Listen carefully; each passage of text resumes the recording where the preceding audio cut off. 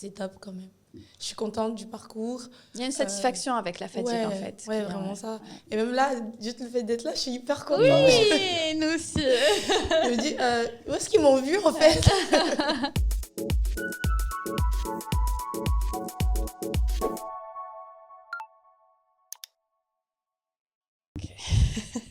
Eh bien, bonjour Naomia. Bonjour. Merci d'avoir accepté de venir à notre podcast et partager ton expérience avec nous. Merci à vous de m'avoir invitée surtout. C'est un plaisir. Donc, on va commencer par une question basique mais peut être profonde. D'accord. Si on te pose la question qui est Naomia, tu diras quoi? C'est la maman d'Akili. Ah. Oui, je suis maman, donc je m'appelle Naomia, j'ai eu 29 ans samedi dernier. Ok. Et... Joyeux anniversaire. Merci. Et je suis maman d'un petit garçon de 15 mois. Oh, encore petit. Ouais. Voilà, qui prend 90% de ma vie, Ah de mon temps. Bah, félicitations déjà. Merci. Et voilà. Donc c'est ça. C'est ça, c'est moi. Ça qui... Ok, voilà. toi. Okay. En simple, c'est vraiment ça. Ok, bah parle-nous de ton projet du coup. Comment tu as eu l'idée? Est-ce qu'il y avait un rêve qui se cachait peut-être derrière? Voilà, comment tu as eu l'idée jusqu'à l'exécution du projet? Alors, moi, j'ai toujours voulu me lancer dans l'entrepreneuriat. Je savais, mon ancien patron savait que j'allais me lancer. C'était pas un sujet tabou. Enfin, j'en parlais souvent avec lui, mais je savais pas encore dans quoi. Et puis, lorsque j'ai eu mon bébé, justement, c'est le déclic. Ok. On va dire les 2 mois de congé maternité qu'on te laisse et tu dois laisser ton bébé tout petit à la maison et retourner au bureau, ça m'a mis une claque. Ça m'a vraiment... c'était un choc. Tu laisses ton bébé, tu n'as même pas fini de l'allaiter. Enfin, le matin, c'est dur. La nuit, tu ne dors pas. Et j'ai dit non, en fait, non. Quand j'aurai le prochain, ça va être la même chose.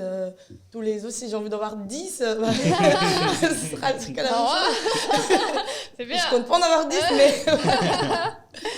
Et à partir de là, j'ai commencé à réfléchir. Qu'est-ce que je veux faire? Qu'est-ce que je veux faire? Et franchement, j'ai réfléchi à plein d'idées. Mais si vous voyez mon ordinateur, mon Notion, j'avais 10 000 idées. Un vrai brainstorming. Ouais. Et puis, et en même temps, j'ai commencé à chercher des solutions pour perdre mon ventre de grossesse. Ah, c'est là que j'ai découvert la Madero, la lipocavitation. J'ai fait une séance, ça m'a coûté un bras. Et j'ai dit, ça coûte comme cher, mais ça a bien fonctionné. J'ai vraiment aimé les résultats. J'avais fait 5 séances. Ça m'a coûté cher, mais j'ai bien aimé. Et après, en parlant autour de moi, tout le monde me dit, oui, comment t'as fait? T'as perdu rapidement? Je faisais du sport, mais en même temps, je faisais la Madero à côté. Ok. Et j'avais de l'argent dans mon CPF. On va voir combien ça coûte, ces formations. Et donc, je me suis d'abord lancée avec la formation de l'hypocavitation. Okay. J'ai fait une première formation juste pour voir. J'ai essayé, je faisais les séances sur moi-même à la maison. Je faisais mes avant, après. Donc, et j'aimais vraiment beaucoup. Je montrais à des amis. Ils disaient, ah ouais, c'est vrai, ça marche vraiment et tout. Ça marche vraiment, vraiment. Ça a commencé avec des amis à la maison. On essayait, elles venaient, on essayait. Ça me permettait d'avoir des avant-après. Et après, j'ai ouvert une page Instagram, j'ai commencé à poster. Mais vraiment, là, je me suis dit, ça prend pas, c'est pas grave. Mais vas-y, on va tenter. Ouais. 1, 2, 3 clientes. Et en plus, c'était en plein été. Donc, en été, toutes les filles cherchent le summer body. Oui. Et j'ai lancé une petite offre. J'ai boosté l'offre sur Instagram, vu que je me connais un peu sur les réseaux. Parce qu'avant, j'étais chef de projet marketing. J'allais demander, justement, tu étais dans quelle industrie? Est-ce que c'était proche ou pas du tout? J'étais dans le marketing. Dans la communication. Voilà, du coup, dans la com. Ce qui m'a aidée, justement, à bien communiquer. Voilà, c'est ça. Oui. Et ça a pris. Pendant tout le mois de juillet, tous les jours, j'étais bookée. Cool. C'était un choc. En même temps, je dis, c'est parce que c'est l'été. Au début, je me suis dit, c'est l'été, c'est pour ça et tout. Je suis partie en vacances, et, je suis revenue.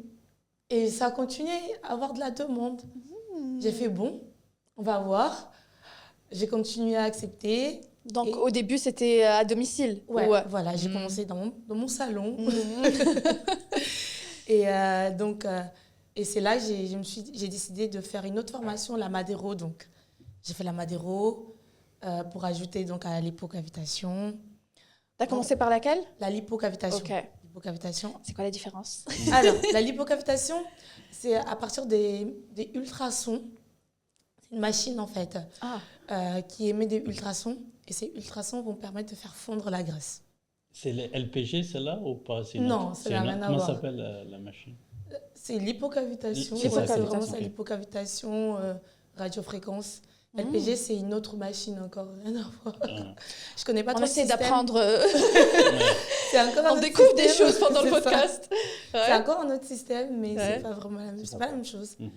Et donc, l'hypocavitation, radiofréquence, tout le corps. Donc, ça fait fondre la graisse. La radiofréquence, elle, ça raffermit le corps. Donc, ça travaille, ça raffermit.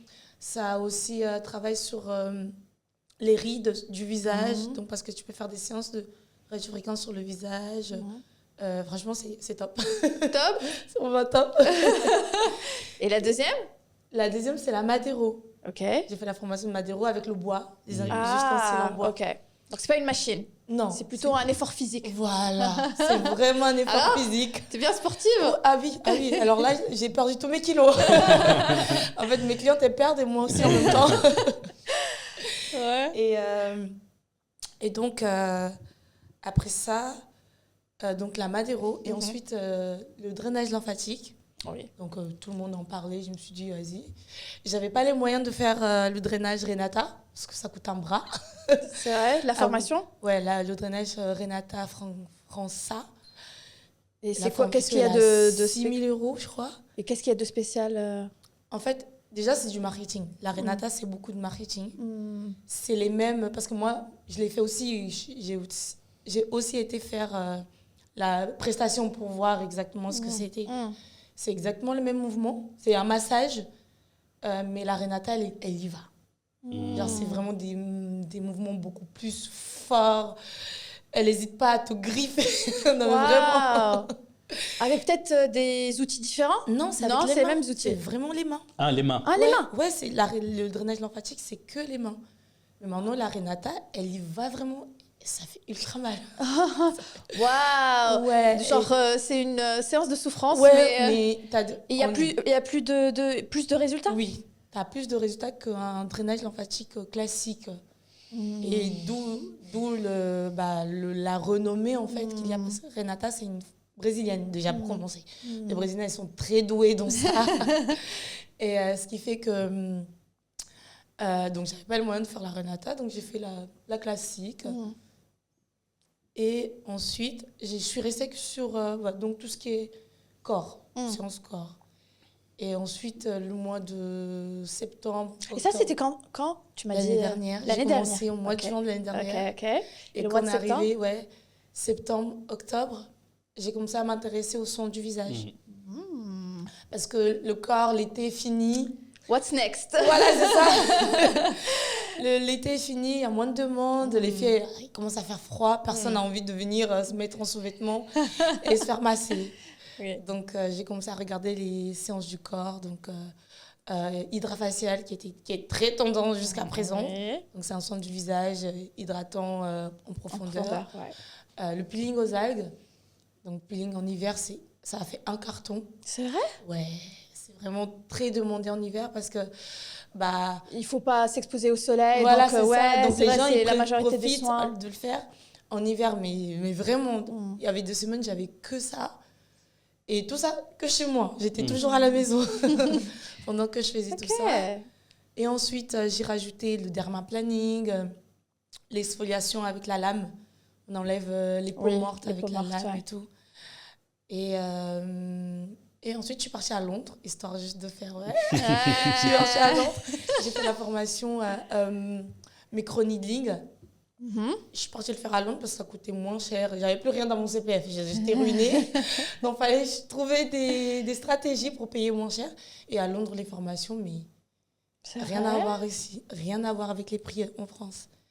Je ne sais pas pourquoi, mais à Londres, ça coûte ultra moins cher qu'en France. Ah ouais. J'étais vraiment choquée des prix de formation à Londres. Il faut juste y aller, en fait. Ouais, il faut juste y aller. Et payer l'hébergement et tout ça, C'est mais ça. puis voilà. C'est vraiment ça. Ok. Et franchement, ultra moins cher. Ici, par exemple, le micro-needling, on me demandait dans les 2000 euros. Mhm. À Londres, je l'ai eu à 400 euros. Et c'est une formation de combien de temps? C'est une journée. Les Ah, formations, une c'est souvent formation. une journée. Ouais. Ok. Pour vous dire la différence entre la 2000 France... € la journée. Waouh. Ouais. Aussi, waouh. C'est ça. Et après, à Londres, ils n'ont pas aussi les mêmes... l'esthétique est très développée à Londres. Et les filles, elles font vraiment... Que la plupart des filles, elles font vraiment ça. Elles sont très coquettes, les londoniennes. Tu verras jamais une fille sans les ongles faits. Vraiment, toujours en flic, les cils, tout le temps. Et vraiment, j'ai kiffé la mentalité londonienne. J'ai envie de vivre là-bas, mais bon, c'est compliqué. Voilà. Et après, et aussi, j'ai eu la possibilité de faire quelques formations, comme je suis au chômage, avec Région Île-de-France. C'est eux qui ont, entre guillemets, financé certaines de mes formations. J'ai refait le drainage avec un centre de formation un peu plus renommé, entre guillemets. Ils avaient un meilleur protocole. Donc, j'ai pu me reformer pour avoir un meilleur protocole à proposer. J'ai pu aussi me reformer. Non, j'ai fait une autre formation avec eux pour le Kobido, le massage Kobido, le massage japonais liftant qui est très tendance en ce moment. Oui, j'ai vu ça. Ouais. Et j'ai pu aussi le faire avec eux. J'ai fait le remodelage brésilien. Et c'est là que j'ai découvert en fait que le drainage Renata, c'est le remodelage brésilien que les Français proposent. Ouais. C'est vraiment, en fait, c'est vraiment la même chose. Remodelage brésilien, voilà, qui a été renommé. Voilà. Renata, elle appelle drainage, mais en France, on l'appelle remodelage parce que c'est exactement la même chose. Ça fait ultra mal au corps. Waouh. Ça fait vraiment mal. C'est des mouvements beaucoup plus intenses par rapport au drainage. Ça se rejoint vraiment les mouvements, mais c'est exactement la même chose. Ce qui fait que, étant donné que j'avais les deux, maintenant, je peux proposer le drainage brésilien. Je l'ai nommé comme ça les gens peuvent comprendre un peu qu'il s'agit de la méthode Renata, parce que je n'ai pas le droit de dire que c'est la méthode Renata, car je n'ai pas fait la formation avec elle. Elle surveille et tout. Elle surveille vraiment. Ok. Ouais. Les personnes avec qui elle a... les personnes qui ont fait la formation avec elle ou pas. Il y a un suivi après. Il y a un suivi, Ok. Et ce qui fait que ça va. Aujourd'hui, je suis bien contente de ma formation remodelage et drainage. Et c'est très demandé aussi, là, en été en plus, donc c'est top. C'est top, c'est la saison. Voilà, c'est vraiment la saison. Là, par exemple, actuellement, je suis en train de mettre une stratégie, justement, vu que c'est l'été, pour proposer des offres, des promotions pour tout ce qui est soins amincissants et tout, parce que voilà, bientôt, c'est les bikinis.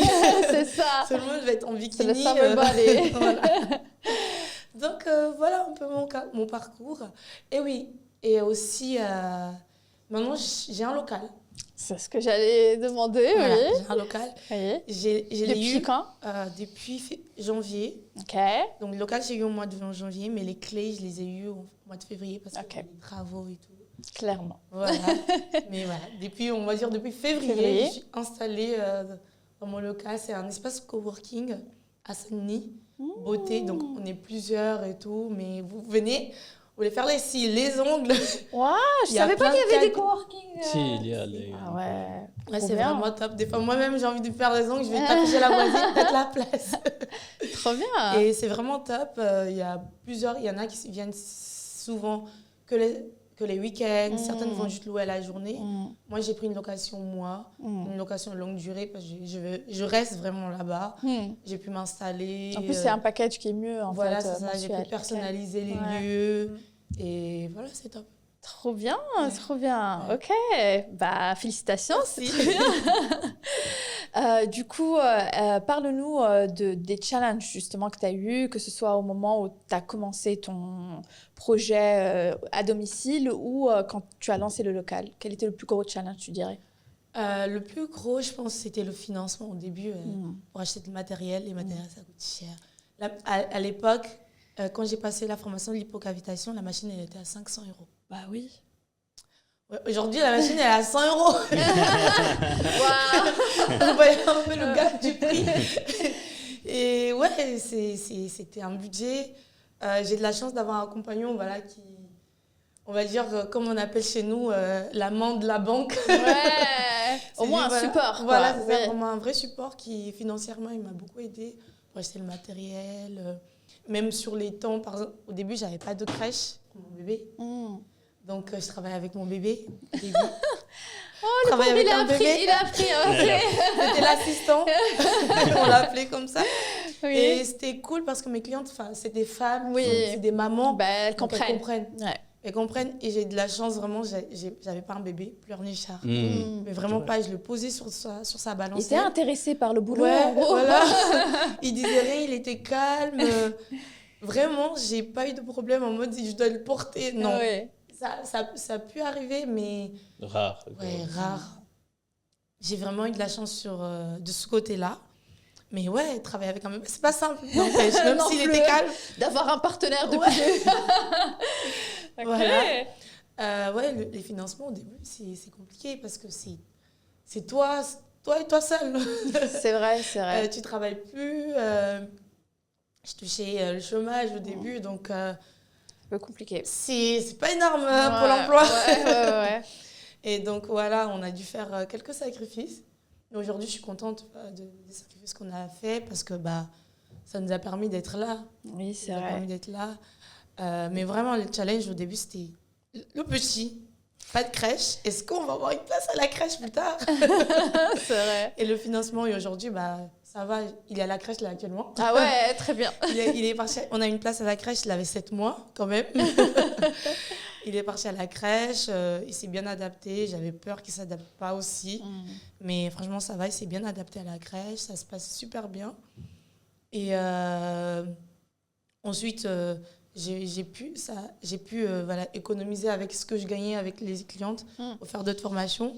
Au début, tu n'as pas de bénéfices. Tes bénéfices, tu les investis quelque part Directement, ouais. Directement. Dès que tu gagnes un peu, tu investis. Parce que je crois que c'est ça le problème. Et même en même temps, c'est bien parce qu'on va toujours chercher à se développer d'une façon ou d'une autre. Moi, mon objectif, c'était d'avoir vraiment plusieurs services à proposer. Exactement. Je ne voulais pas juste m'arrêter à un seul service parce que je regardais un peu autour de moi, je regardais ce que les autres faisaient et je voyais qu'ils avaient ça, il y avait ça, les machines, elles étaient bien parce que pour avoir des meilleurs résultats, il faut un bon matériel aussi, ça compte. Parce qu'une machine à 80 €, une machine à 500 € n'ont pas les mêmes résultats. Oui. Le matériel de Madero, au début, j'avais commencé avec un petit kit qui faisait le boulot en vrai, mais il fallait chercher plus parce que même les clientes, elles sont beaucoup plus impressionnées quand elles voient qu'il y a beaucoup plus de matériel. Même si elles ne savent pas à quoi ça sert, elles se disent juste... ça. Ouais, c'est pas mal, c'est cool. Ouais, ça sert quoi? Ça sert à quoi? C'est vraiment ça. Et ensuite... le plus gros challenge, le dernier que j'ai eu, c'était de trouver un local.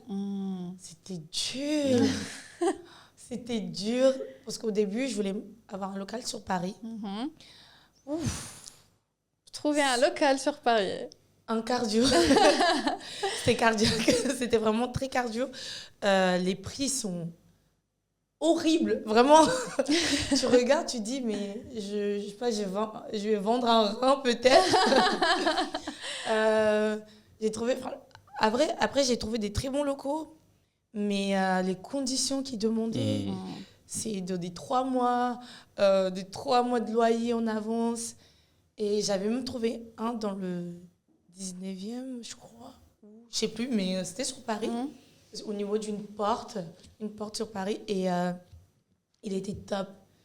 Il y avait tout qui était fait. Mais vraiment tout. J'avais rien à faire. Je venais juste, je m'installais et c'était fait. Et le problème, c'est que en fait, tout était fait. Elle vendait tout. En fait, elle vendait, comment on appelle ça déjà? Fonds de commerce. Voilà. Oui. Elle vendait son fonds de commerce. 50 000 €. J'étais... je viens de commencer, j'ai pas 50 000 € à mettre. On a essayé de négocier et tout. Elle a baissé le prix, mais au final, je sortais perdante. Oui. Parce que déjà, à Paris, donc il faudrait augmenter les prix. Il y avoir trop de changements d'un trop coup. de changements d'un seul coup. J'avais déjà ma clientèle qui était habituée à moi, qui savait que j'allais avoir un local, qui était prête à payer plus cher aussi, mais pas autant. Ouais. Le local, il était bien parce qu'en même temps, j'aurais pu mettre d'autres personnes parce qu'il y avait une place pour la manicure, pour les cils. Il était vraiment top. Mais au final, j'ai dit, c'est pas le moment. Prochaine étape. Voilà. Oui. Plus tard, mais... Et après, c'est là que j'ai découvert le coworking en fait, qui est à Saint-Denis. Parce que j'avais pris rendez-vous chez une fille pour faire les cils, extension de cils. Et donc, c'était à ce lieu-là qu'elle effectuait ses prestations. Et j'ai trop aimé le lieu. C'est hyper cosy, c'est hyper beau. C'est calme. En fait, déjà, Saint-Denis, quand on vous dit Saint-Denis, et tu arrives sur les lieux, au final, non, mais rien à voir. L'extérieur et l'intérieur, rien à voir. C'était vraiment hyper beau, c'est agréable. Après, c'est comme ça, les pépites, ils sont cachés. C'est ça, c'est exactement ça. Et après, elle m'a un peu expliqué comment ça fonctionnait. Elle louait à la journée, pas au mois, mais après, elle me dit qu'il y a d'autres personnes qui louaient au mois. Franchement, j'avais beaucoup aimé. Donc, j'ai fait une première visite avec la propriétaire. Mais j'ai trouvé que les cabines, elles étaient trop petites. Parce que j'avais quand même du matériel, j'avais beaucoup de machines. Il me fallait, je quitte chez moi, j'ai quand même envie d'avoir un peu plus d'espace. Et les cabines, c'était des 9 mètres carrés. Je trouvais ça petit quand même. Même si c'était bien, je quittais chez moi, mais non. Et puis, elle m'a montré une pièce qui n'était pas de base à la location. C'était leur KGB. Il y avait tout là-bas. Ah ouais. Vraiment, il y avait Mais c'était plus grand. Ouais, c'était beaucoup plus grand. Elle m'a dit que si je suis intéressée, il y a moyen qu'ils retapent la salle et tout. On avait du mal à se projeter parce qu'il y avait vraiment plein de trucs dans la salle. C'était enfermé, il n'y avait pas de lumière. C'était bizarre. Et puis, elle m'a dit qu'il y a moyen d'en faire quelque chose. Et ensuite, j'ai fait d'accord. Il était déjà plus grand.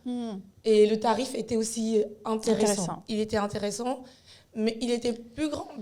À peu près cette pièce. Hein. Oui, quand même. Cette pièce, ouais, voilà. Et j'avais une amie qui cherchait aussi un lieu pour faire des prestations. Donc, je lui en ai parlé. Ouais. Elle m'a dit, OK, je viens visiter avec toi. On a visité, elle a aimé les lieux, pareil. Ouais. Elle a aimé les lieux. Le seul truc qui, entre guillemets,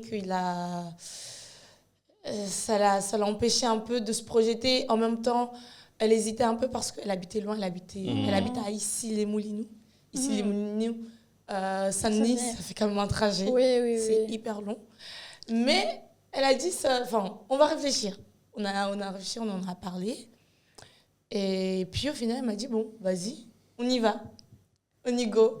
Donc j'ai envoyé un mail, je l'ai appelée d'abord. Elle m'a dit, d'accord. Elle m'a donné rendez-vous. Elle m'a dit, dans 2 semaines, vous reviendrez pour voir si la salle, elle vous correspond toujours. Donc ils ont enlevé tout ce qu'il y avait, ils ont vraiment tout retapé. Oui. 2 semaines après, je suis partie voir la salle.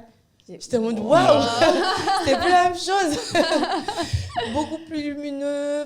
C'était vraiment, ils avaient tout refait, la couleur, la peinture. Ils ont mis des lumières. C'était vraiment beaucoup plus beau. Et ensuite, moi et ma copine, donc on a juste mis des rideaux pour séparer. L'espace justement. Voilà. Et franchement, aujourd'hui, voilà, on est installés, ça se passe super bien. Trop bien. Ouais. Cool. Chacune a son espace.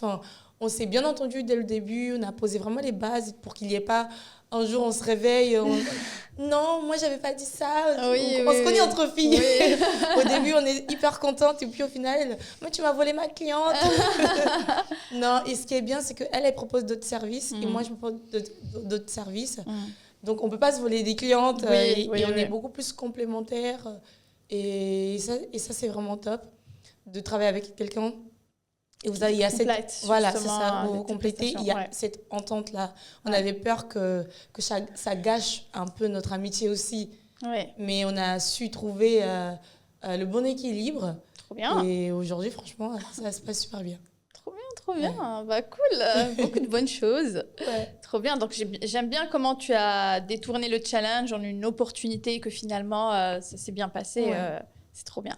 Du coup, justement, quel était l'avis de ton entourage quand tu as fait la décision d'arrêter ton CDI et de passer justement à ton propre projet? Là, tu dis que ton partenaire a été super supportive, Ouais. mais quel était du coup son avis au départ, l'avis de ton entourage, la famille, les amis? Alors, lui, il était pas contre, parce que depuis le temps que je lui disais, moi, je me lançais dans un truc. Hein. Tous les matins, je me réveillais, j'avais une idée. Tous les matins, je me réveillais, j'avais une idée. Et quand parce que quand j'ai commencé, j'avais toujours mon poste. Oui. Quand j'ai fait ma formation, j'étais Oui, toujours en oui. poste. Et en plus, il y avait le petit, on a vu qu'il n'y avait pas de crèche, c'était devenu trop compliqué, j'étais fatiguée. Donc, il n'a pas été contre. Il m'a dit, essaye. On était vraiment en mode test, on va tester. Ouais. Si ça marche, top. Si ça ne marche pas, il y a toujours moyen Indeed, on va chercher du boulot. Oui. C'est vraiment, il m'a dit, ouais, tu essayes, si ça fonctionne, tant mieux. Ça ne marche pas, c'est pas grave, au moins, tu auras essayé. Et voilà, on ne s'est pas fermé les portes, on ne s'est pas dit non plus que ouais, ça va marcher tout de suite. Non, on s'est laissé le temps, on a essayé, on a mis les moyens. Je me suis vraiment donné les moyens de réussir. Et comme il me disait tout le temps, si ça ne marche pas, c'est pas grave, au moins tu auras essayé jusqu'au bout. Et après, le reste de ma famille, mes parents, ils me connaissent. Ils savent que quand j'ai une idée en tête, on ne peut pas modifier, on ne peut pas changer. Tu ne peux pas lâcher. Non, je ne peux pas lâcher. Et je suis une personne qui est très indépendante aussi. Souvent, je me lance dans un truc et je ne vais pas forcément le dire aux gens. C'est vraiment ça. Je ne vais pas forcément le dire. Lui, je lui dis, parce que je partage ma vie avec lui. Par exemple, c'est dernièrement que mon père il a su que j'étais vraiment enfant. Il dit, attends, vous voyez, les parents africains, tu as un bac plus 5, tu me fais quoi là? Il ne comprend pas le concept. Jusqu'à aujourd'hui, il ne comprend pas. Il me fait, bon, ok. Je te laisse faire. Ça marche. Voilà. Ça marche, t'es contente. Ok, d'accord. Ouais, au début, les parents ne comprenaient pas forcément. Surtout si tu leur expliques ce que tu fais. Et à chaque fois, ils me disent, mais c'est quoi le rapport avec tes études? La question qui est revenue tout le temps. Mais tu n'as pas fait ça comme étude. Ça fait pas sens. Et puis au final, aujourd'hui, ils sont tous au courant de ce que je fais. Bon, ils disent, ça marche pour toi, tant mieux, quoi. Trop bien. Ouais. Voilà. Ouais. Et du coup, comment tu sens aujourd'hui que ça fonctionne, que tu as une base de clientèle, tu viens d'ouvrir un local? Ouais. Comment tu te sens? Épuisée. Ouais, c'est épuisant, quand même. Être entrepreneur, avoir un bébé. Oui. Avoir un mari, avoir une maison. Oui, plein de projets en parallèle. Voilà, c'est ça. Comme tu disais, ça va. Maintenant, tu peux faire plein de choses en parallèle. Ouais, ça c'est ça qui est vraiment bien. Là, le salon est installé, les clientes sont là. Je peux réfléchir à d'autres... je peux pas... Je réfléchis tout le temps, dans tous les cas. J'ai d'autres projets que je veux lancer. Mon cerveau, il ne se repose jamais. Mais je me sens épuisée, mais je suis quand même contente. C'est pas un épuisement négatif, on va dire. C'est un épuisement, mais je veux être épuisée. Ouais. C'est moi qui décide de jusqu'à quel point je veux être épuisée. Par exemple, la semaine dernière, je m'étais pris des vacances. Tu peux prendre des vacances quand tu veux. Bah voilà. Voilà. J'ai pris mon fils, je suis partie voir mes parents en Bretagne parce que mes parents, ils habitent en Bretagne. On est resté de mercredi jusqu'à vendredi. Ça nous a fait du bien de quitter l'Île-de-France. Oui. Et voilà, quand je vois que j'ai trop donné, je ferme mon planning. Bah oui, voilà, c'est ça, tout simplement. Tu as cette liberté-là. Voilà, de bouger. Même si mon fils est à la crèche, c'est moi qui paye. Donc, bah oui. Je vais continuer à payer, mais c'est pas grave, on va se reposer, on reste à la maison. Ouais. Et ça, franchement, c'est un trésor. Le salariat ne m'aurait pas permis de faire ça. En mode, je décide du jour au lendemain, bon, demain, on ne va pas travailler. Non, non, c'est pas comme ça. Ça n'existe pas. Et ça, c'est vraiment top. Je suis épuisée, je suis fatiguée. Là, je sors, il y a 2 semaines, j'avais trop chopé une angine, dont ma voix un peu cassée. La commencé à revenir, mais c'est top quand même. Je suis contente du parcours. Il y a une satisfaction avec la fatigue, en fait. Ouais, vraiment ça. Et même là, juste le fait d'être là, je suis hyper contente. Oui, nous aussi. Je me dis, où est-ce qu'ils m'ont vu, en fait? Cool. T'as vu? On t'a vu. Juste, on est tombé sur toi sur les réseaux sociaux, mais c'est cool. Et je me dis, je vais continuer à travailler ma page Instagram. Voilà. Il y a des gens qui le regardent quand même. Et non, c'est vraiment top. Cool. Ouais. C'est bien. Je te laisse pour... La dernière question du podcast, c'est une de mes questions préférées qu'on pose aux entrepreneurs parce que normalement, ça parle plus à toi parce que c'est quelque chose qui a un rapport avec la transition. Okay. Donc, est-ce que ta relation avec l'argent a changé entre avant quand tu étais justement en CDI et après quand tu as lancé ton projet? Clairement, moi, pareil. C'est une question philosophique. C'est une question, ouais. Moi, par exemple, justement, ça a changé. Je dirais que j'étais plus, quand j'étais en CDI, c'était plus dans la consommation, parce que j'avais un salaire fixe qui venait et que, voilà, à la fin, j'avais X montant, où est-ce que je vais le mettre? Et après, quand j'ai lancé mon projet, je suis plus un peu entre l'économie et l'investissement, parce que j'ai besoin que cet argent-là tourne, en fait, dans le projet. Donc... Et toi? Oui. Ça a changé, c'est sûr que clairement. Ça a changé parce que, comme tu disais, quand tu es salarié, tu sais qu'à la fin du mois, tu as ta petite somme qui tombe, c'est pas grave, tous les mois, c'est fixe. C'est, souvent, au mois de mai, tu as une petite prime. Voilà. Là, plus du tout. Donc déjà, si toi-même, tu gères ça, tu dois déjà apprendre à gérer, ce qui est hyper dur au début de gérer son propre argent. Enfin, vraiment, tu dois le garder. Des fois, tu es là, tu le regardes, tu as envie de toucher, mais non. Mais déjà, juste gérer l'argent, c'est hyper difficile. Si tu ne sais pas le faire, si tu es quelqu'un de dépensier, c'est horrible. Moi, ce qui m'a un peu aidée, c'est que j'ai eu un enfant entre le salariat et l'entrepreneuriat. Donc, j'apprenais déjà à gérer parce que j'avais un enfant. Je devais gérer mieux mon argent.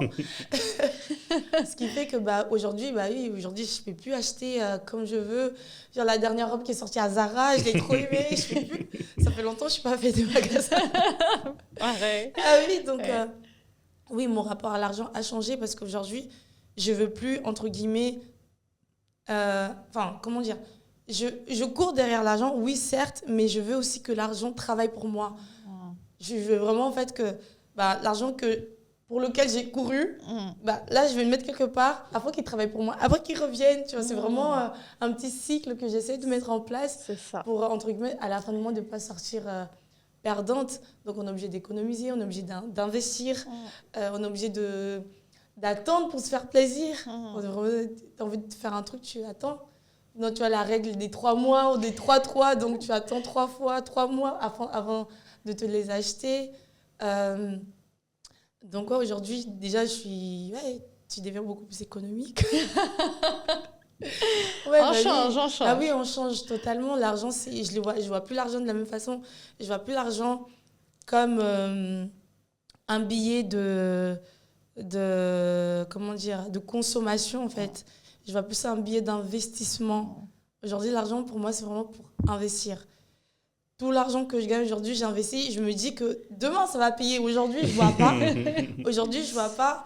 Là, maintenant, par exemple, quand je me suis installée, surtout quand tu as un local, tout l'argent que tu avais, tout part. Ça part. Non, mais là, ces derniers mois, il y a rien. Tu investis, ça part. Tu investis, ça part. C'est pas grave. Là, par exemple, je sais que le peu que j'ai investi, déjà, depuis le début, ça commence à se faire voir. On souffle un peu. On commence à un peu souffler. On commence à se permettre de faire des breaks de 1 semaine, de 3 jours, parce que je sais que j'ai investi quelque part et ça va me revenir après. Et ça, c'est top. Mais mon rapport à l'argent, aujourd'hui, avant, je consommais beaucoup, mais aujourd'hui, je ne consomme plus. Aujourd'hui, mon objectif, c'est de faire en sorte que l'argent travaille pour moi. Je me lance dans plusieurs projets qui me permettent justement de faire en sorte que ça soit automatisé, que vraiment, comme dans... Je ne sais pas si vous avez lu le livre « Un père riche, un père pauvre ». Moi, c'est vraiment dans cette mentalité-là. Vraiment, l'argent doit travailler pour toi. Bien. C'est vraiment genre, tu investis, et cet argent, un jour... De toute façon, on devient milliardaire. Mais c'est vraiment, moi, mon objectif, c'est investir pour ensuite investir encore. Mais oui, Encore mais ça et encore, tourne et ouais. que ça Et devient ça un peu tourne, plus... Ouais. Trop bien. C'est vraiment ça. Eh ben, merci. Merci beaucoup. Merci d'avoir partagé ton expérience avec nous. C'était vraiment trop bien. Merci à vous de m'avoir invitée. Thank you.